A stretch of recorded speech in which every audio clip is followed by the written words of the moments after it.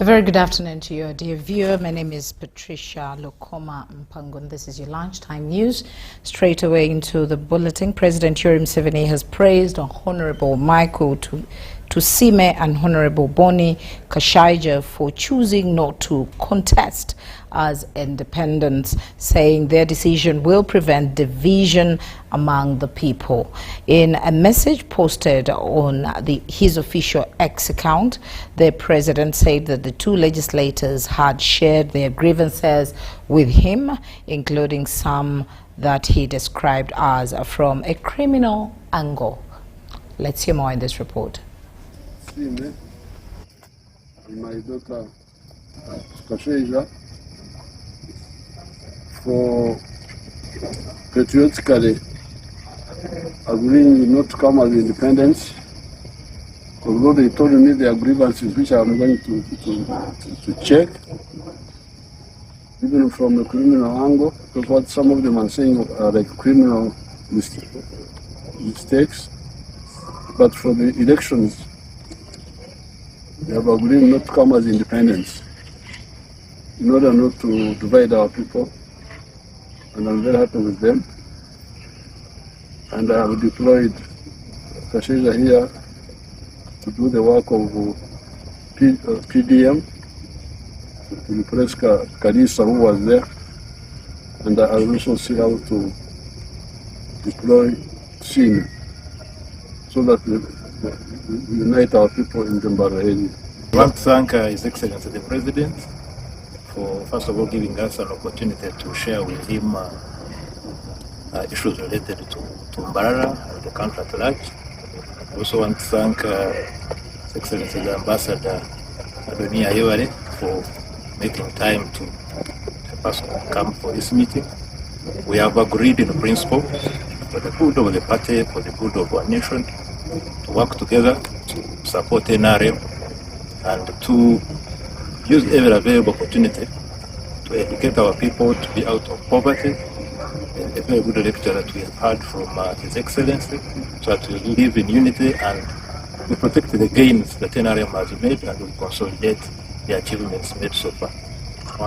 I'd like to promise the people of Mbarara and Uganda at large that I will work tirelessly for the good of the people.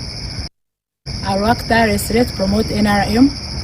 We will be at the forefront to make sure that NRM sails through, and mainly, in particular for me, the job that has been assigned to me, the PDM job, I will ensure that the 4-acre model, which the President has been championing, works and sails through to the grassroots to uplift our people from poverty and to increase the household income in each and every village of this country.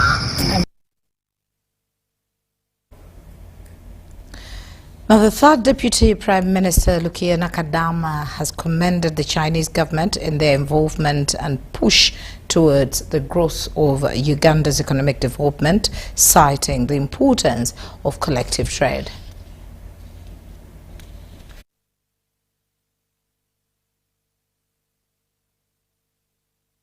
Establishing regional industrial parks, extending electricity, and developing other infrastructure is aimed at attracting potential investors to remote areas whilst improving local skills. Continue expanding bilateral collaborations with China in key priority areas. Maybe I can give examples like modernizing infrastructure and reduce the cost of doing business, expanding electricity generation to power industrializations, promoting agro-industrialization to create wealth and jobs, enhancing science, technology, and innovation to transform our economy.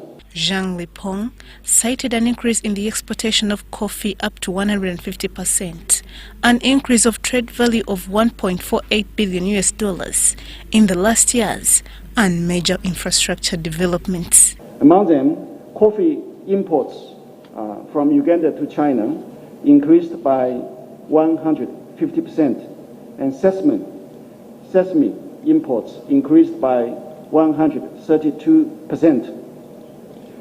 This has showcased that this preferential policy of zero tariff treatment has taken effective and has been very helpful to increase the trade and investment. The business community is urged to build a clear rapport with the consulate to enjoy proper accreditation for different economic activities and related development strives.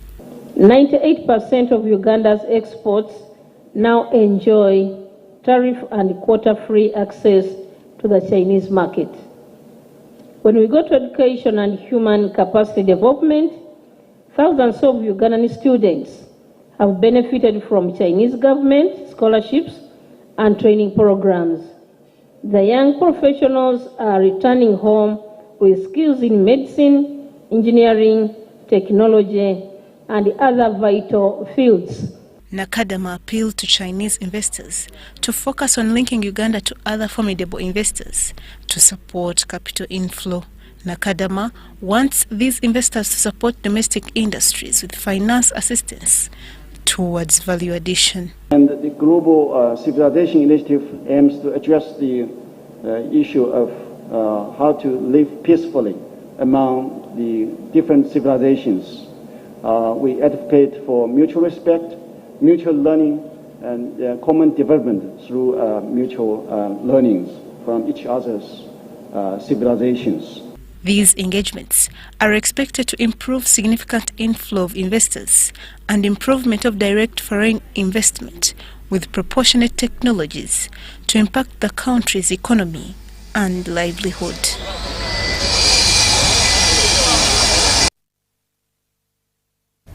Now, plastic and pharmaceutical wastes have been identified as the major contributors to the contamination of Uganda's large water bodies. The Ministry of Water and Environment has received a new water quality equipment designed to measure acidity levels and detect contamination.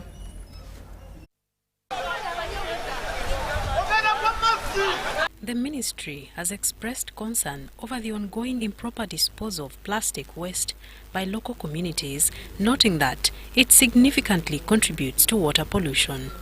Uganda has done a lot. We cannot mention them. The ground where we are, 8 acres of land, has been given to the Nile Corporation by government of Uganda. This is a big contribution. With respect to solid waste and management of, say, plastic waste, why would somebody use plastic bottle and just throw it around on the streets? So I'm just calling upon the public to be responsible in solid waste management. Because through our carelessness, we also end up suffering. Water quality sensors are set to be installed at hydrological and water management centers for real-time monitoring. Have the water quality sensors which will be installed in the hydrological and water quality monitoring stations for real-time measurement and the transmission of data to the data management system. We will be measuring a number of water quality parameters, which include the pH, here I'm referring to the acidity or alkalinity of water, electrical conductivity, just to look to the content of the water in terms of chemical elements. Authorities are calling on industries to properly manage and treat their waste to prevent contamination of water intended for consumption.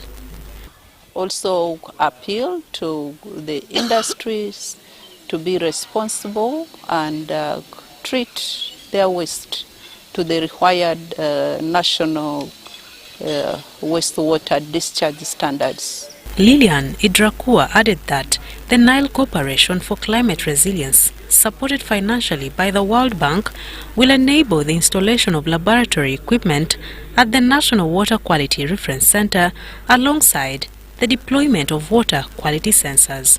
Marion Awori, UBC. Sensor.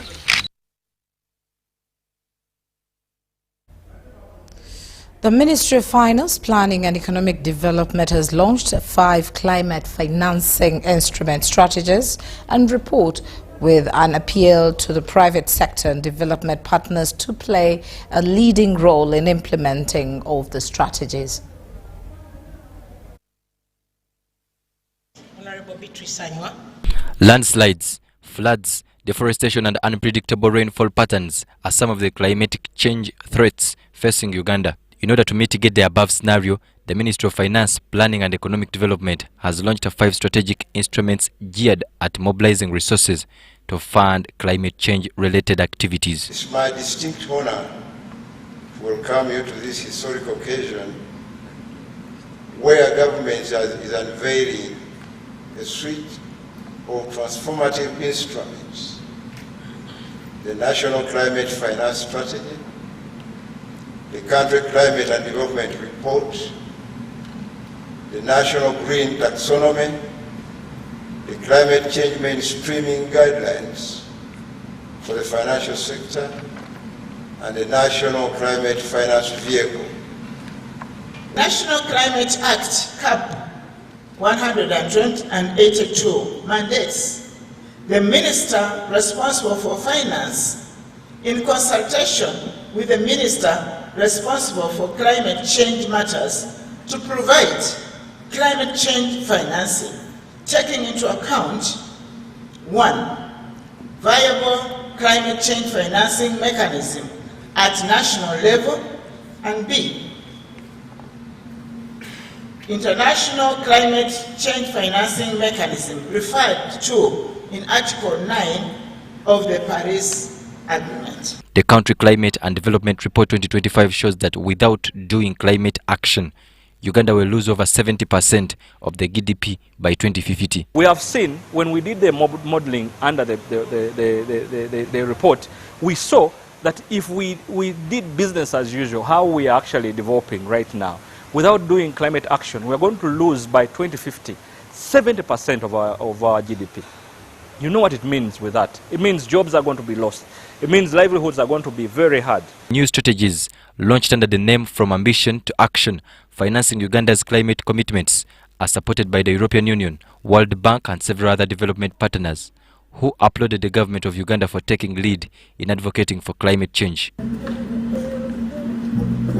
Uganda is the world's 14th most vulnerable country to climate change and 163rd most ready to tackle climate risks. I'm Bantu Machabe Mambo and Winnie Katwili for UBC. Now, in the area of industrial action, Uganda Technical and Vocational Trainers Union Industrial Action is slated for 15th September 2025, and it's demanding the Ministry of Public Service and that of Education to abide by the presidential commitment to streamline the salaries and emoluments. Solidarity forever, for the union makes us strong. You are aware that on the 27th May 2025, UTV leadership issued a 90 days ultimatum to public service with a notice informing them of an intention by all TVET trainers to lay down tools. After numerous struggles and one physical meeting between the union, Ministry of Education and public service officials to have amicable solutions, the Ministry of Public Service has been adamant in implementing the presidential directives and union requests. Based on the above, the National Executive Council and the General Leaders meetings held on 30th August and 5th September 2025 respectively unanimously resolved to commence industry action from 15 September 2025 until all raised concerns are dealt with amicably by government. And I reiterate the commitment of His Excellency in ensuring that at least his vision is to ensure that the country grows tenfold from United States dollars, $50 million to 500. This can be done when we have vocational, technical and vocational skills, because that's what we should actually align with the industry that we have in the country. So I think these are very important cadres. These are very important workforce that must be handled seriously. We as an association of fashion and design, we want to clarify that we are not asking for salary enhancement. We are asking for reinstatement of our salary, which has been there since 2022. Many other districts have gone ahead to reclassify the people who are existing on the science salary to earth salary. Remember, these are the people who have been on science salary for a period of 3 years. They have acquired loans. We appeal to the government that per the submissions and per the grading, per the qualification a person has attained, let there be regionalization of appointments, let there be proper streamlining of the payroll system, such that these members, so that we benefit, and these members who are not yet posted as workshop technicians, and they were promised that they are going to redesignate them to the new structure so that they can fit in the system. We don't expect any trainer to report for term 3 until the union formally communicates the agreed position with government on various matters affecting our delivery. We don't expect any trainer to be at the institute. We don't expect parents to send their students, to send their children to these institutions. And we don't expect any intimidation coming from the principals, from the RDCs, from the CAOs. Wafanya kazi wote tujiunge pamoja. Wafanya kazi wote tujiunge pamoja.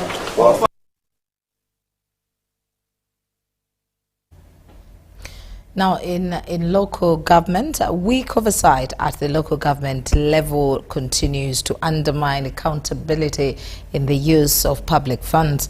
In response, the Alliance for Finance Monitoring and Partnership with the Ugandan National NGO Forum has launched a comprehensive report to assess the functionality and capacity of local government public accounts committee across 18 districts in the country. Conducted in close to 18 districts highlights several gaps and reveals that local government public accounts committees face numerous challenges that hinder their performance. Many of these public accounts committees are not fully constituted. So you find the public accounts committee at local government level should have 5 members, but you find many of them have 3. Now with 3, then they cannot operate. The second one is they lack of resources. So the local government public accounts committee cannot convene, cannot sit. They cannot go and conduct field visits. They don't even have vehicles. They have to beg the cow. And so they are not able to do their work. Number 3, there are issues of political interference, because many of them are appointed on the recommendation of the political leaders in the district who want them to serve them. And as you know, the challenge with our political leaders is that when they come to office, they spend a lot of money in anticipation that when they get into political office, they can then be able to tap into the proceeds from the public contracting process, that many of them are not so trained.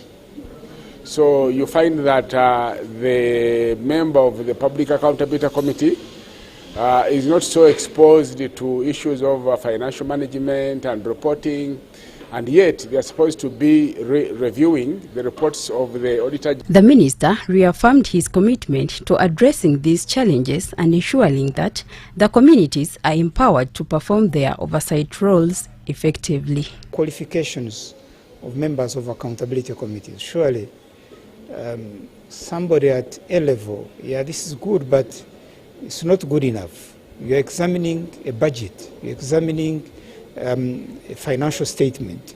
You must be able to know whether it's balanced, you must be able to know whether it's linked to the overall goals and objectives and plans of the council. Now you are dealing with highly qualified and educated officers in the district. So we need to examine that issue of the qualifications of the Public Accounts Committee members. We're also going to look at issues in the law which could enhance their independence in terms of where who is enforcement of the reports or recommendations of these committees. So, Nals Bawini, UBC News. Now over to Kira municipality, where the NRM women activists have been challenged to exploit the various government anti-poverty programs to start up incomes that generate activities on top of their party grassroots mobilization agenda.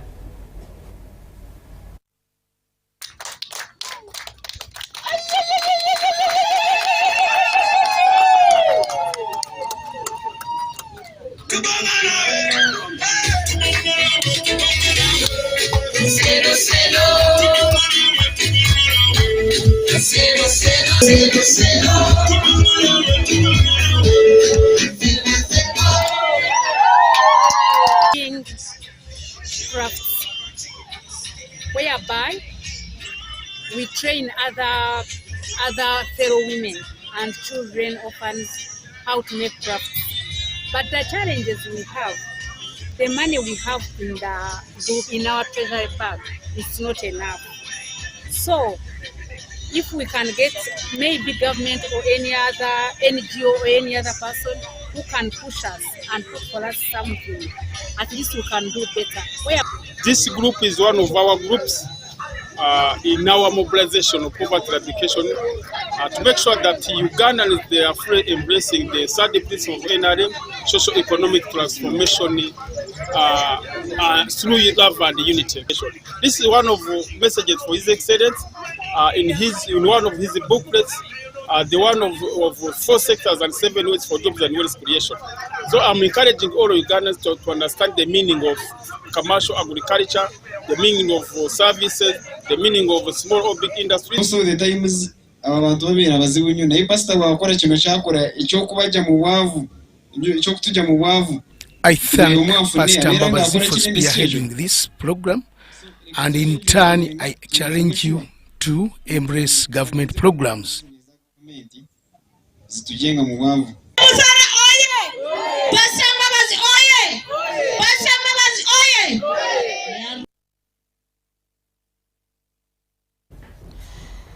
Now, in the area of education, standard stakeholders in Uganda's education sector have gathered to reflect on lessons and impacts from the Promoting Equality in African Schools program. Now, the conference is themed From Insight to Impact, showcasing 16 years of evidence on improving access and quality in secondary schools, especially for the marginalized learners. The Promoting Equality in African Schools (PEAS) program was set up to build and support secondary schools to improve teaching quality, school leadership and safeguarding of learners. But as PEAS, they come in and support the school improvement. They look at the recommendations made from the inspection process and then support schools in implementing the recommendations that have been made. Through basically school improvement planning, they come up with the school improvement plans together with the schools and then support schools in implementing those plans. The program, implemented in close to 200 schools across the country, is being credited for boosting student confidence and reducing school dropouts. We support government to inspect schools, but also help them to improve over time. And that program has scaled up across the whole country, working in 215 schools. But also, we also shared our other models around teacher development, around safeguarding, and got some feedback as well as compliments coming through from our peers. I've been able to empower my staff so they own the school. That's number one. That when you come at Bridge, all staff members, the teachers, are really very proud of their school and they feel they own.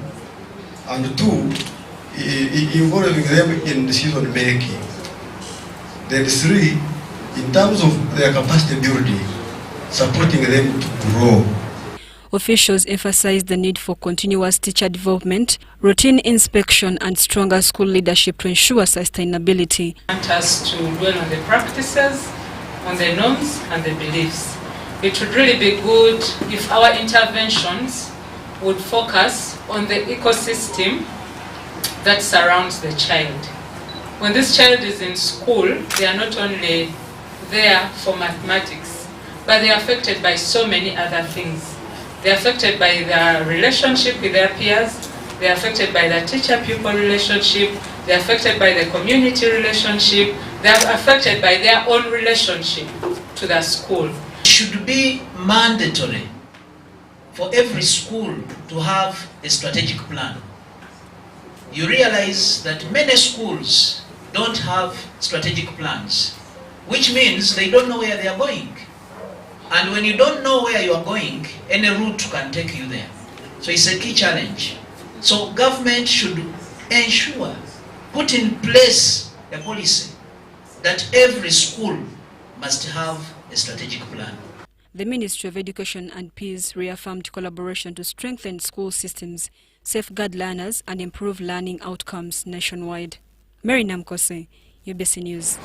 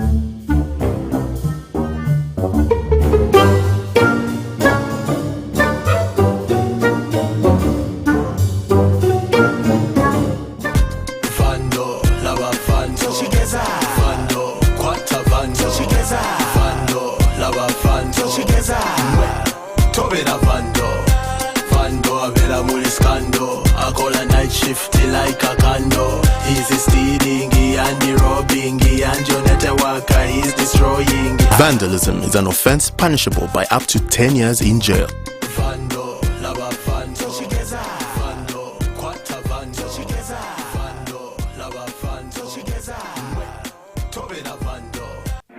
Diseases like Mpox can catch anyone, and when treated by qualified health workers, patients fully recover. However, it is important to know that survivors are not carriers. Welcome them home with open arms and support them to start life afresh. Truly, they need your support and compassion. Always remember to seek guidance from the nearest health facility on how to support survivors to resettle well in the community. For more information about Mpox, call the Ministry of Health toll-free line on 0800 1066 or send a free SMS to YouReport on 8500. This message is brought to you by the Ministry of Health with support from UNICEF, WHO, and its partners.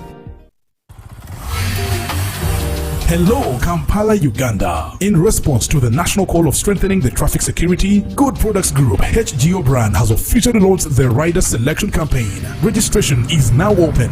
Visit www.riders.hgo.com. Complete your registration now for a chance to win exciting prizes including motorcycles, exclusive HGO gift boxes, and official rider vests, all while promoting safe riding awareness. This is how to participate. Pay the registration fee, invite 3 friends to form a team of 4, and your registration fee will instantly be refunded. Begin your journey of honor today. Don't miss this opportunity. Join the challenge, promote road safety, and become a pioneer rider. For details, visit the official Good Products website at www.hgo.com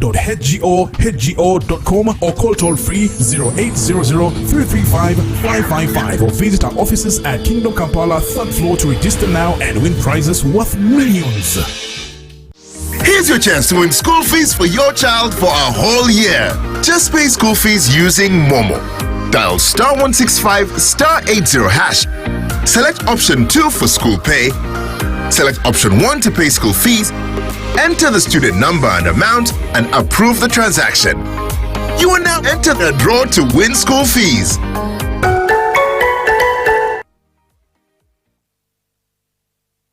My friend, I have made some good money today. It is time to relax and enjoy life. Nice to hear that, Sim. Just give me some money. Gino, let's go party. All the drinks and the muchomo are on me. I will crown the day with a babe to chill with before I return home.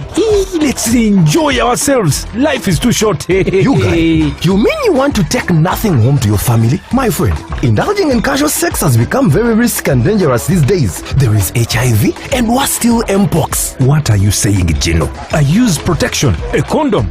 Don't scare me. Good.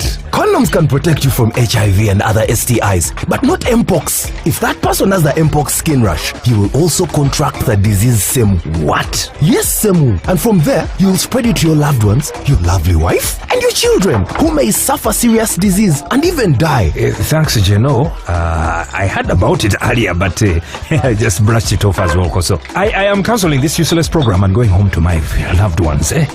Bye, Gino. Bye. Good decision. You see, that is being responsible, Semu. Hey, by the way, before you go, just give me at least a 50k. Mpox is real. Protect yourself and the loved ones. Stay safe and do not indulge in casual sex or other risky behaviors. For more information about Mpox, call the Ministry of Health toll-free line on 0800 1066 or send a free SMS to YouReport on 8500. This message is brought to you by the Ministry of Health with support from UNICEF, WHO, and its partners.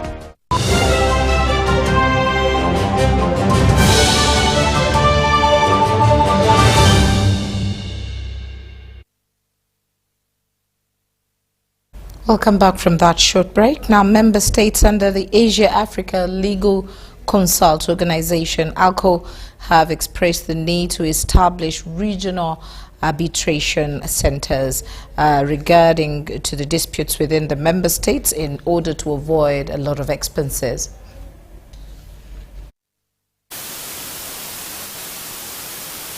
The Asian African Legal Consultant Organization ALCO session has entered the fourth day, with member states discussing issues aimed at strengthening their relationship and developing member states. Among the key issues tackled in the meeting was the international trade and investment law, legal protection of migrant workers, prohibition of aggressive and use of force in international law, and protection of civilians during armed conflicts. It has been our sincere desire to export what works best here in Uganda and also import what works best in other countries. It is also important to know what are you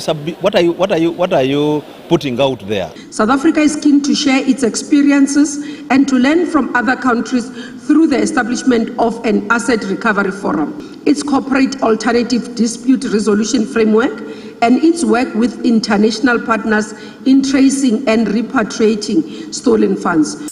During the session, member states expressed the need to come up with regional tribunal centers for easy address of disputes rising between member states. And that involves the fees of the arbitrators, it involves getting the teams, and remember you are committing resources, both financial and human resource. The costs of arbitration, the arbiters, very expensive, so can we look at other innovative ways like alternative dispute resolution? Dispute resolution is very important for the economy, in the sense that you free up the capital that is held up in dispute.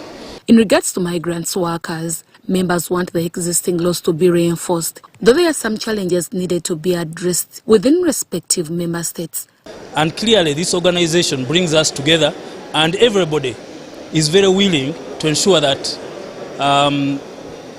the law is implemented, but most importantly that our people are recognized as humans. This arrangement gives us an opportunity to be able to see what do you need in Vietnam, what do you need in China. People do not export human beings, they export skills. Canon Samuel Ilagara, the Deputy Head of Governance and Programs Secretariat and Deputy Senior Advisor Jeros, highlighted some of the achievements from ALCO to Uganda, including boosting imports and exports.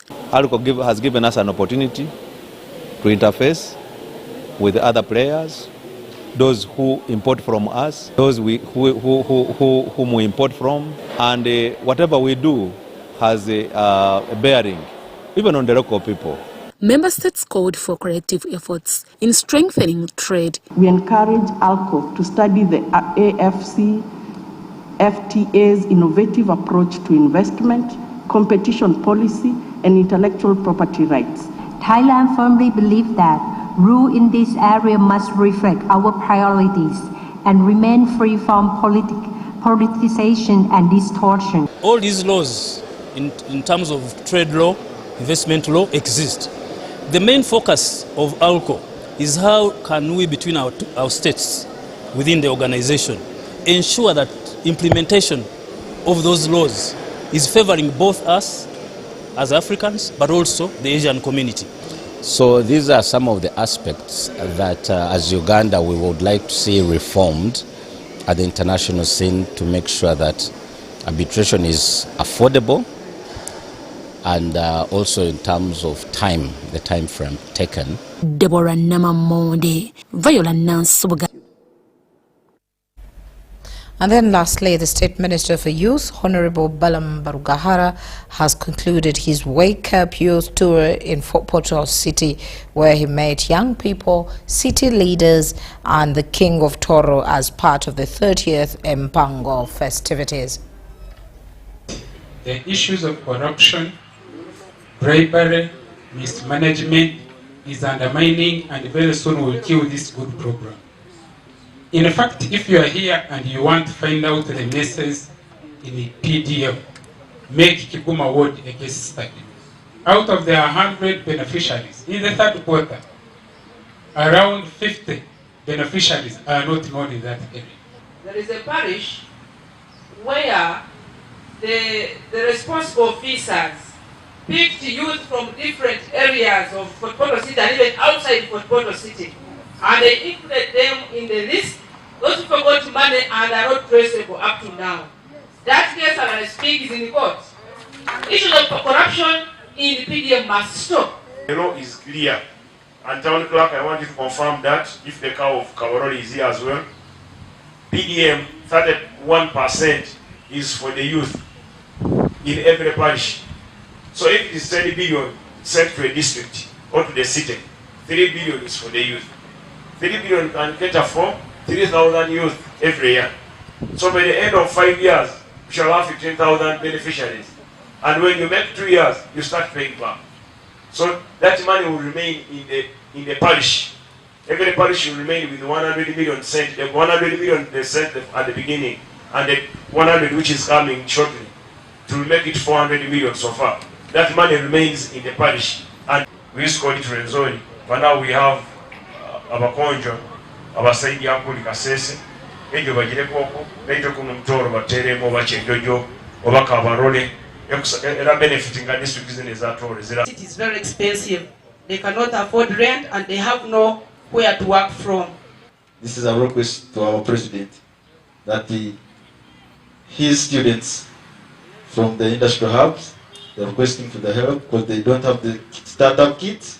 Since they left the school, they're just outside, they have nothing to do. Ekizaniro kija kubaho Youth Academy. Nuko abasigazi mugende mwege mpira, mwege kwiruka n'ebintu ebindi. Kama n'abagonza.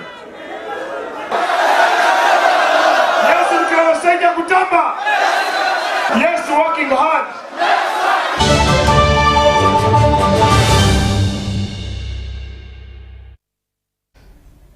That's all we had time for. Thank you once again for choosing us and allowing us into your space. My name is Patricia Lokoma Mpango. Let's meet again at 8 and 10. Good afternoon.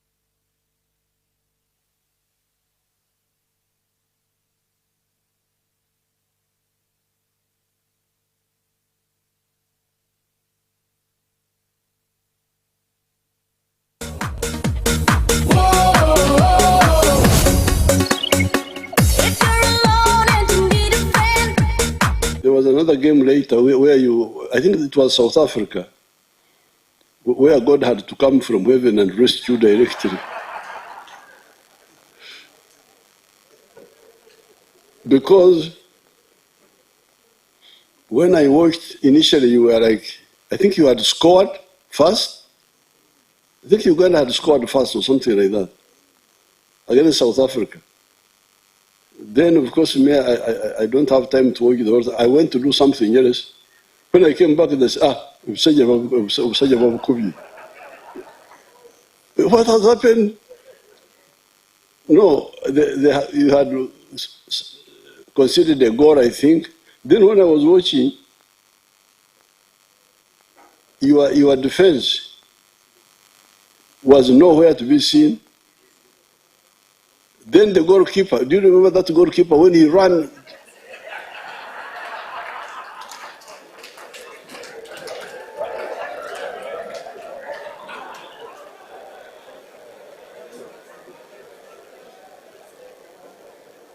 That goalkeeper of yours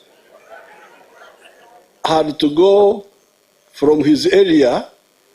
He actually got to the ball. He got to the ball slightly before the opponent, but he couldn't. I think the rules don't allow you to hold the ball unless you are in your area of responsibility. So he tried now to dodge the other player now who outsmarted him, and then he scored. The goal was empty. The goal was empty. I don't know what had happened. What had happened to the